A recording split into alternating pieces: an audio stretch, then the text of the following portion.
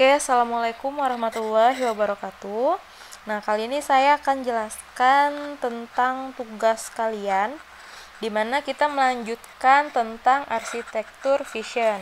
Nah, jadi di sini ada beberapa poin dari arsitektur vision. Yang pertama adalah profil, visi, misi, tujuan perusahaan. Nah, jadi ini bisa kalian lihat di website objek kalian sebelumnya. Jadi profil berarti menjelaskan tentang perusahaan tersebut. Jadi misalnya mulai dari lokasinya di mana, kemudian perusahaan tersebut bergerak di bidang apa. Nah, itu dijelaskan. Kemudian visi misi, nah itu biasanya ada di websitenya. Kemudian kalau tujuan perusahaan tidak ada di website, itu kalian boleh karang sendiri aja, minimal 3 poin ya untuk tujuan perusahaan. Kemudian poin kedua adalah tentang data perusahaan. Nah, jadi data perusahaan ini dikarenakan objeknya kalian tidak bisa kalian datang langsung, maksudnya tidak bisa langsung mengunjungi ke objeknya, langsung ke lokasi, jadi kalian analisa. Nah, untuk data perusahaan ini kalian karang sendiri. Jadi data perusahaan ini berisi tentang data-data yang terkait dalam permasalahan ataupun dalam proses bisnis yang sudah kalian ceritakan sebelumnya di latar belakang permasalahan. Nah, di sini contohnya adalah proses penjualan produk kepada customer. Nah, di sini ada 3 contoh data. Yang pertama adalah contoh data faktur penjualan. Nah, jadi kira-kira seperti ini bentuk faktur penjualannya, kemudian laporan penjualannya, kemudian laporan stok produk. Nah, itu contohnya. Nah, kemudian kalian coba desain sendiri bagaimana bentuk datanya. Jadi, contohnya kemarin misal permasalahannya adalah dalam pengolahan data pegawai masih dilakukan secara manual, yaitu ditulis di buku agenda. Nah, itu contoh permasalahannya misalnya ya.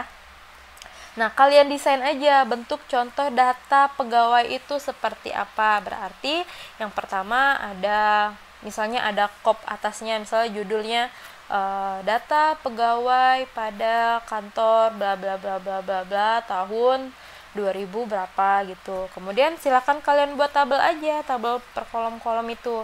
Nah, di sana masukkanlah misalnya nomor kode pegawai atau NIP kalau untuk yang pegawai negeri sipil. Kemudian berarti ada nama, ada tanggal lahir, ada alamat, golongan, jenis kelamin, dan seterusnya. Nah, itu contoh data pegawai. Itu misalnya.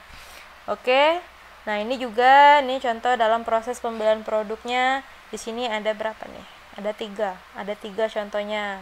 Ini contoh faktur pembelian. Nih kalau di handphone ini agak berantakan ya. Oke, nah ini sama aja. Jadi kira-kira ada berapa data nanti yang akan kalian desain. Nah, itu tergantung dari permasalahan yang ada di objek kalian. Nah, kemarin kan kalian sudah buat permasalahannya apa aja.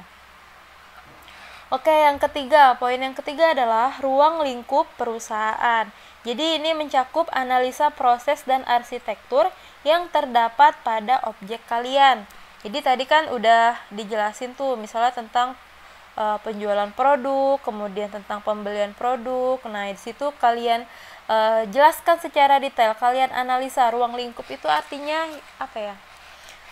Hal-hal yang saling terkait di dalam prosesnya tersebut. Misalnya dalam proses penjualan produk, berarti di sana ada penginputan daftar orderan, kemudian bagaimana mencetak daftar orderan menjadi faktur. Nah, itu hubungannya dengan data yang udah kalian desain tadi. Ya, ini silahkan kalian baca aja contohnya. Kemudian poin yang keempat, struktur organisasi. Nah, struktur organisasi kan sebelumnya udah pernah kalian buat, jadi tinggal masukkan saja.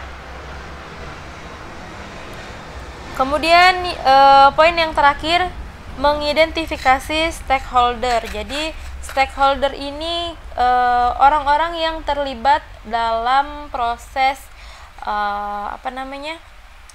di dalam objek tersebut. Jadi kira-kira bekerja sama dengan siapa. Nah, itu bisa dijadikan stakeholder karena di sini tentang perusahaan tadi. Nah, di sini yang pertama dalam perusahaan itu sendiri. Jadi pertama kalian harus masukkan dulu aktor-aktor yang terlibat di dalam objek kalian. Jadi kalau orang internalnya, orang dalamnya ada manajer, admin front office, admin back office, staf gudang, dan kasir.